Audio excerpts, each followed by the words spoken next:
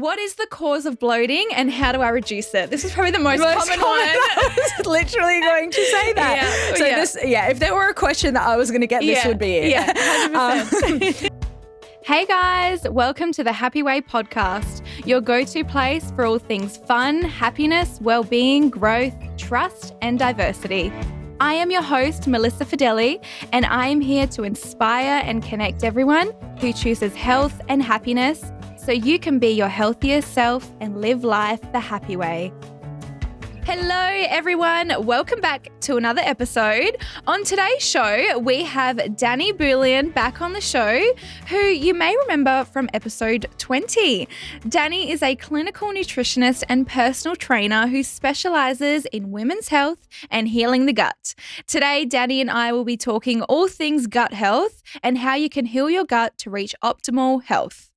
As we will discuss in this episode, the health of your gut really is a crucial factor in how we think and how we feel. Our gut is the core of our health and well-being, and today we are going to dive deep into nourishing and healing your gut. So welcome, Dani. Thank you for having me back. I'm excited to be back. I know. I love having you on because Dani and I go way back. We do. We can literally talk for so long. We're literally, before we even pressed play, we've been talking and Rory, the podcaster, is like, guys, we need to start the episode. Can you stop talking? It's been about 20 minutes of us talking, so we better start. Let's get into it. Let's get into it, shall we? So I want to get into things and go back to basics with just to start. Yeah. What is gut health and how does it impact our general health and well-being? So gut health literally refers to the health of our digestive tract. So from the mouth and all the way down, it literally refers to, I guess, how healthy we are as people. And the symptoms that come from this can tell us what is going on deeper within. So we know now that in the past couple of decades, the health of our gut literally can dictate the health of every single system that follows through. So we're seeing a lot of gut associated disorders with that essentially refer to, you know, how healthy we are and how healthy our gut and digestive system are. So Absolutely. I do, like I said in the introduction, it really is the core of everything. It is. And I don't think, we are really all coming to terms now with the fact that until you kind of start healing your gut and nourishing it, you'll be surprised how, these little things you're feeling, these little niggles here, this disorder, this immunity issue, this mental health issue is actually related back to what's going on inside your digestive tract. Like it's crazy that midsection of your body can really play a role and 100%. Dictate, like you said, all the other systems that are within you, that make up you and who you 100%. Are. So 100%. Yes. The core. Yeah. And I guess you would see this as well in clinic. We see so many symptoms, that we mask and that we go to the doctors and they tell us it's nothing. But really, these symptoms are the onset of these disorders. So it's so important for us to kind of recognize that if we're feeling those disbalances, essentially that is referring to our gut health, and the health of our gut. And if we're able to address them, we can, essentially reach what we term as full gut health. So what is our gut microbiome? Because we hear a lot about that and it sounds like a bit of microbiome. Yes. What is that sciencey word? It is very scientific. Yeah. Yep. So what is the microbiome and what is its role in the gut? So the gut microbiome refers to, I guess, the gut bacteria. Yep. So we are 10 to 1 cells to bacterial cells. So really we are essentially bacteria. And it's funny because, I know, right? It's funny because, I guess especially lately we live quite sanitary. Absolutely. Extremely sanitary. Cleaner than we've ever been as humans. The cleanest ever. But really we are essentially bacteria. Yeah. So our gut microbiome is, it's all our bacterial cells and it can be split up. Look, we've got good bacterial cells and I don't want to use the word bad, but let's just say less. Unhealthy. Unhelpful in bacterial cells. Yeah. And I guess it only becomes problematic when we have an overgrowth of one or the other. So, and that essentially can be not just bacterial, that can be yeast, that can be parasitic. And it really just depends on, I guess, what we're exposed to, and you know, and that's not just food, that's lifestyle factors, and that can essentially dictate the health of our gut microbiome. Yeah. So it's really made up of all these kind of fungus, yeast, bacteria, all of these little things. And like you said, it's finding that balance between the good and maybe the not as great. Correct. You know, that's exactly right. You know, finding that healthy balance so that way the gut lining is populated with those things, the bacterias and all the other little things. Yeah. So that way it can do its job, right? And kind of assist with the, you know, digestive processes and everything else that's going on within there. So that's right. I want to get into the symptoms because I feel like to understand gut health, understanding the symptoms is such a crucial part because like you said before, a lot of these symptoms are really, really common and you know, you kind of just think, oh, it's nothing. Oh, I ate something that made me a bit upset or whatever, blah, blah, blah. It's whatever. I won't worry about it. But until we understand the symptoms and maybe we can say, oh, my God, I experience that all the time. I experience that all the time. Then maybe you understand that there may be an issue within your gut microbiome 100%. that needs to be cared for and nourished. 100%. So what are common gut disorders and symptoms that we can experience? I think it's funny what you just said right there. It's the commonness of these symptoms every day. And I guess it shocks me in clinic how many people just put up with these symptoms daily. You know what I mean? So things like, I guess, women in general, fatigue, women and men, fatigue, acne, bloating, headaches, abdominal pain, constipation, diarrhea, any kind of IBS symptoms. These are common daily symptoms that people experience and push to the side with whether it's pharmaceuticals or, you know, I've got some clients that have just dealt with these symptoms for years and they just it is what it is. It's what it is. You know what I mean? Yeah. So a lot of these symptoms that start to kind of progress are actually the onset of, you know, changes in this gut microbiome and whether that's, you know, the disbalance between the good and bad bacteria and how they're trying to tell us what's going on deep within. It can often start with these kind of symptoms and whether it's during digestion or after. Some people experience these symptoms even when they're not digesting food. Yeah.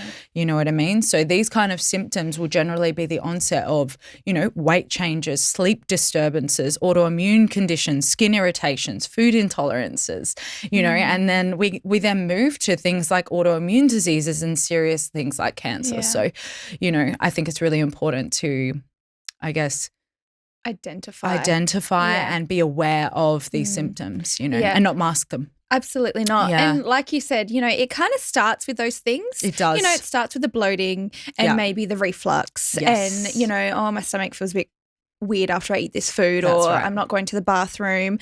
But then it's also things like, you know, my brain's foggy. Yes. I have constant anxiety. Yes. Why am I constantly depressed now? You know, although they are like these are kind of moving on into those deeper things. But, you know, it's that constant progression of those gut disorders that can actually lead to so many other symptoms and issues within your being. So many. So, you know, it's really, it's good that we pick up these common disorders. Common. And we say, okay, what's going on here? Why is this happening? Becoming familiar with them. Yes. Noticing the timing of when they're happening. Yes, that's super important. Yeah, and then kind of moving towards, okay, how do I heal this? Correct. How do I kind of nurture my gut a little bit better? So that kind of moves into the next question that I want to ask. You know, how do we heal our gut? What are the best foods to eat and what else should we be doing? So let's start with, I kind of want to do this progressively. Yes. But let's start with, okay, you have just started experiencing constant bloating. Yes. And, you know, you're struggling to go to the bathroom, you're a bit constipated. And, you know, these symptoms, you may hear about them all the time, but they've just started getting a little bit worse for you. Yeah. In that case, what should we be doing? These symptoms are new. They've never happened before. It's probably early onset gut disturbances. What can we do at that point to kind of start healing and nourishing our gut? What should we be looking for and doing? I definitely feel like when it comes to healing the gut and these kind of approaches, it's definitely multifactorial. Yes. And I think one of the things that people should do, and what I see in clinic, is we're not actually aware of half of the symptoms that are actually presenting. So you know what it's like asking a client, like, what kind of things do you experience? When do they come on? How bad is it? What makes it better? What makes it worse? Yeah. I think it's really getting back into the body and not being so just, above head, and masking the issues, and actually, like you just said, identifying when these issues are coming on and realizing that healing the gut isn't just food.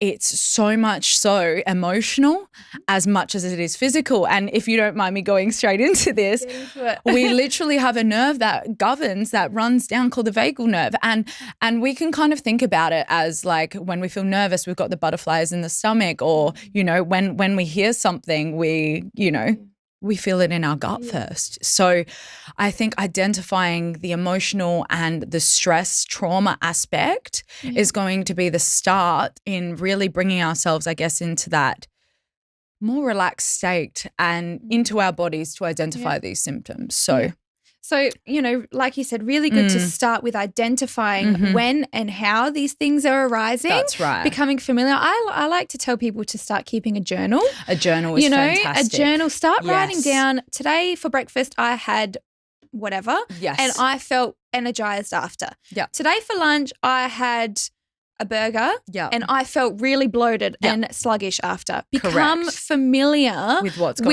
going on when you're eating certain things. Or also, I had a fight with my significant other and I had diarrhea. Yep. Or do you know what I mean? Like 100%. It's crazy when you start to write down, you actually identify. You do. Oh, wow, this is happening when this happens or when this happens. So that's a great point for those early onset gut issues symptoms as well. Especially. Now, I want to also ask you, because I said I want to do it progressively, if you're someone that completely knows, okay, I've got really significant gut issues, they've been going on for a long time, they're really affecting me, I'm not happy because of this, what is a treatment or healing protocol that they should be then doing? Okay.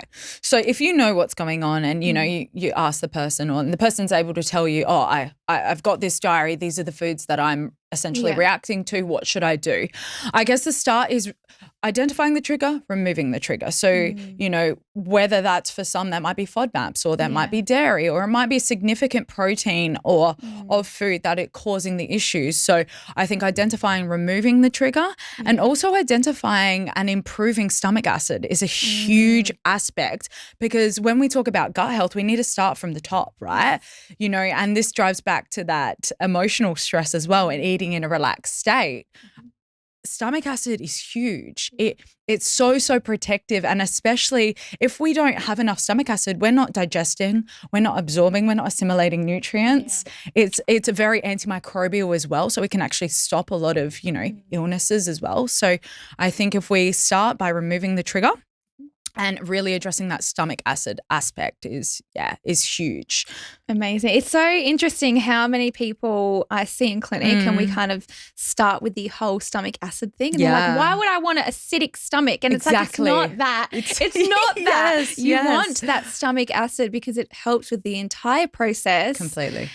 And it's just that sometimes it's that one little thing and they're like, whoa, that has helped me a lot. That's changed how I'm feeling a lot. So I'm glad that you actually brought that up because maybe at the end we'll give people some tips on what they can do. Yes, sounds good. So we will get into that. Yeah. So when it comes to supporting our gut, what are things we should be avoiding, both dietary and lifestyle? What should we kind of be like, all right, I'm really going to make a conscious effort from today after listening to this amazing podcast. Of course. That I'm going to start improving my gut. So what are things that they should first start avoiding? Okay.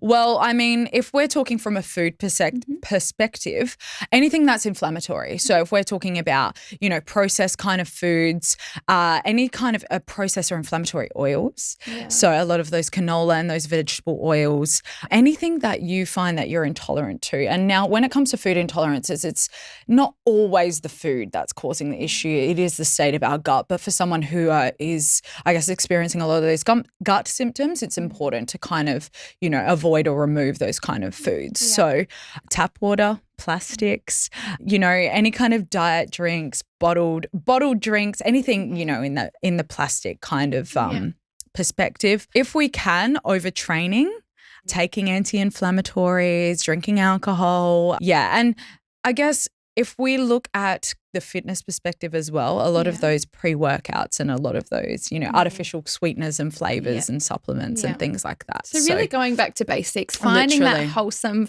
baseline of food and really sticking with that and kind of building on that as well. That's right. 100%. So how does stress play a role in gut disturbances? I know we spoke about the vagus nerve earlier, but can we get a little bit deeper into that? Yeah, of course. So like we spoke about with the emotional trauma and the emotional stresses, stress can literally disturb starting with the stomach acid. So if we are in that fight or flight state, we're not going to be, I guess, getting into that digestive state. That rest and digest state. So we don't have that brain to gut connection where we really bring on the stomach acid. So I think when it comes to stress needs to be modulated, and we need to practice stress management in order to have a healthy gut, because it starts at the top.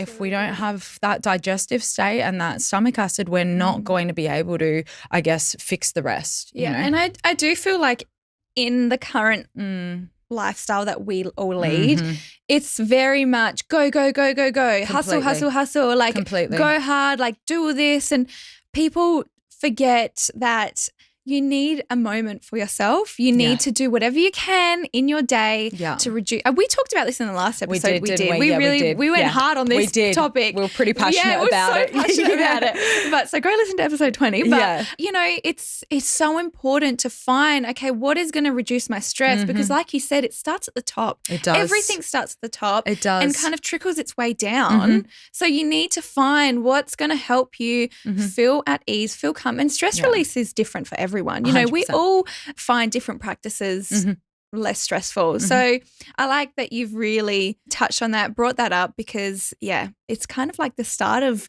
a lot of issues within our body. So we really need to look at what's going to make us calm. We do. And add that into your day at least once a day. Something, whatever it is. Yeah, whatever it is. So leading on from this, let's talk a little bit about the connection between the gut, the immune system, and also our mental health, because I feel like a lot of people, when we talk about the gut, they're like, that's just the gut. Like, that's just my bloating. That's just in the middle. But it actually is so connected to our immunity and so connected to our mental health. So can you touch on the connections there and how they work? Well, 80% of our immune system is in our gut. So that's a lot. It is a lot. It is a lot. So we know that someone with a lot of gut issues is not going to have the strength or, a strong immune system in order to fight off these illnesses. And like we said before, the stomach acid perspective, having enough stomach acid, I know I keep coming back to it, we can start to kill off a lot of this bacteria.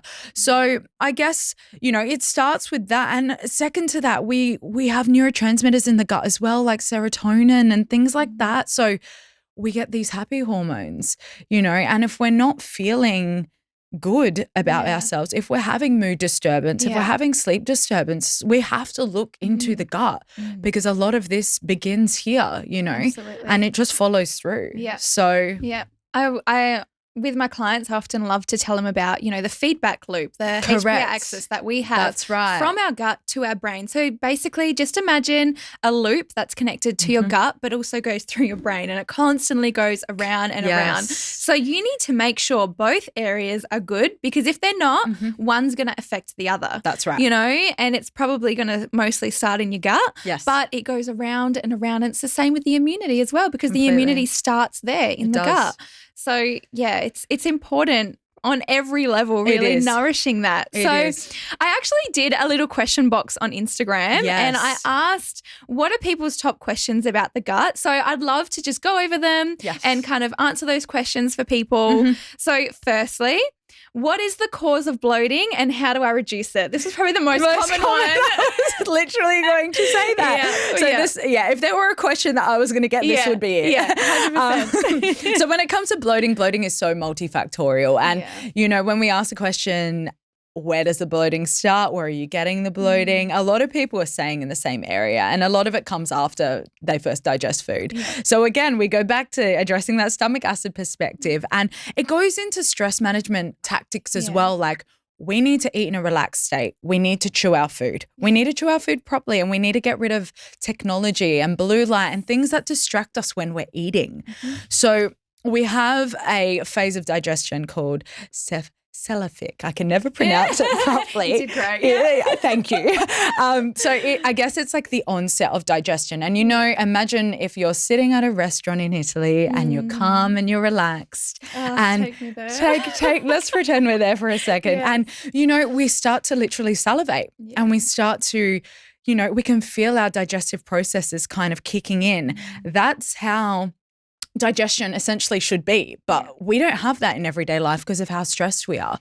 So if we can optimize practices to bring us back to that, we can start to, I guess, reduce the symptom of bloating because we've got that digestive fire and that digestive strength. So I guess in conjunction to that, it's the type of foods we eat. So, making sure we're eating foods that are back to basics, even warming foods, bitters, and that goes to, bringing on that stomach acid perspective again. But, things like that will definitely optimize, digestion and thus reduce that bloating. And if you do get that bloating, it is a sign of something deeper within, whether it's bacterial, whether it's candida, whether it's parasitic. And 100% should be working with a healthcare professional, nutritionist, naturopath, dietitian, whatever it is to work out what's going on. Yep. So the next one, what is the best way to replenish and heal the gut after being on antibiotics or having a gastrointestinal issue like gastro?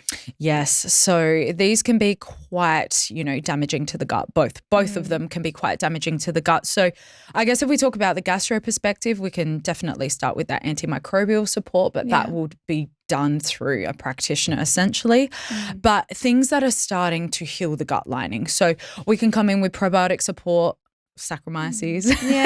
So certain specific strains of probiotics can definitely help repopulate the gut. I love bone broth. I love giving, it's honestly in every treatment plan and it's just got so many amazing amino acids to essentially heal up that gut lining. And, that's kind of where we can get a lot of the issues when it comes to leaky gut. And I know that's a very street term, but definitely using things like bone broth or collagen, anything that's going to really kind of seal that gut lining and bring in that those anti-inflammatory properties. And, I guess there's other things that we can implement, but I think it's best to keep it basic. Yes, you know what absolutely. I mean? Really like the probiotic and the healing the gut lining perspective, 100%. Awesome. And I just picked 3. So the next one is, does coffee and alcohol impact our gut health? It does. Oh, no. And here I am with my coffee. I know. I've got one too, so it's fine. Look, when it comes to coffee, I'll start with coffee. I hate taking it away from people. And I won't generally. I just look at the practice that people are having coffee. So you know what it's like, especially with females, we tend to have coffee on an empty stomach in the morning without breakfast, and things like that drive the adrenaline and drive, I guess the adrenal issues that we see in clinics. So I think it's really important for people to not have coffee on an empty stomach. Make sure you have it after food. And if you are taking your vitamins and things like that, take it away from your vitamins because it does inhibit absorption or affect absorption. Yeah. And when it comes to alcohol does put stress on the liver. We know this. So, and it does affect the gut microbiome, and it is a toxin. So, if we're drinking a lot of alcohol, our body has to process that first. I guess it's all in moderation, and it depends on how much you're having. Of course. If you're having one coffee a day after breakfast and, you're drinking plenty of water and nourishing your body as best as you can, that's not going to really affect you as much. However, if you're drinking alcohol every single day, you're having a bottle of wine every night, then yes, you need to we can start pull it in. Reel it in. We're going to start to see a few gut issues from there. So it is that frequency. But. So now I want to really go on to some daily practices that we could be doing to support gut health. So I'd love for you to list the practice, how to do it, and why it's important. Just so people can take it away from this episode and be like, okay, here's 4 or 5 things that I'm going to do and let's practice it. Let's put it in place. This is, So What do you recommend? Well, I'm going to go back to the stress aspect to begin with, because I just think it's so important. So stress practices and mindful eating. So if there's an implementation that, you can bring into your daily routine, and it doesn't have to be huge, whether it comes down to deep breathing or meditation or yoga or stretching or just sitting there for a sec without technology. I think it's really, really important to bring that in as, a daily practice, because we're just always in fight or flight. So, you know what I mean? I think that's going to then help with the cascade of everything else. So that's going to be the first thing. I think including some gut healing foods are quite important as well. And I'm going to go back to the bone broth. Yes. Because bone broth is one of my favorites. And, whether it is that you cook up a big batch and, have it throughout the week, and especially in winter at the moment, those warming foods are phenomenal. So I think including some healing foods like bone broth and avoiding processed foods, inflammatory oils like we discussed before. So really bringing in something that's going to heal, and then removing that inflammatory aspect is a really, really good start. And you know what? I think we need to talk a little bit more about herbs, because I think herbs are really important, because, they can have a really good antimicrobial effect and just work to balance the gut, and they're phenomenal in cooking as well. So, beautiful. Things like basil, garlics, ginger, especially as like a warm kind of, bringing on that stomach acid perspective, parsley, rosemary, all of those kind of things I think are really, really fantastic as well. Yeah. And I find in winter it's really easy to add all those things in, Extremely. in those warming foods. Completely. Having those herbs in there, it's so good. It makes everything taste amazing. Yeah. But then, like you said, you're getting those gut healing benefits as well. 100%. So add them in. Add them in all your, dishes and things like that. Take advantage of the fact that it's cold. Absolutely. So I think those two are really, really important. And I think we need to go back to basics. So making sure that we're having enough water, and making sure that water is filtered. If you can get rid of the plastic, try and have it in glass, stainless steel, you know what I mean? Happy Way has stainless steel water bottles. There you go. So Happy get Way. on that. Yeah. Get on it. Just try and avoid tap water if you can. Okay. So the filtered water, getting enough water, 2-3 liters. Obviously it's dependent on, how athletic and how active you are as well, but that's really, really important as well. I guess with other lifestyle practices, try and avoid the Wi-Fi aspect and, the blue light aspect and anything that translates to sleep. Yeah. So, really try and optimize your sleep disturbance, whether you have a sleep hygiene routine, whether it's you wear blue light blocking glasses or, whatever it is that you need to do before bed to bring you into that calming state and optimize sleep, because that's really going to help manage that stress, and that really does tie in, Absolutely. to stress. Sleep is so underrated. So underrated. And we need to focus a lot more on getting those 8 to 9 hours a night, because it's going to really change how you're feeling in general. So completely. And also I want to also stomach acid. What is something we could do to increase stomach acid naturally without taking supplements? I love bitters. So like we were talking about before, things like ginger or like dandelion greens or like even apple cider vinegar, if tolerable. For some it's quite a bit strong, acidic.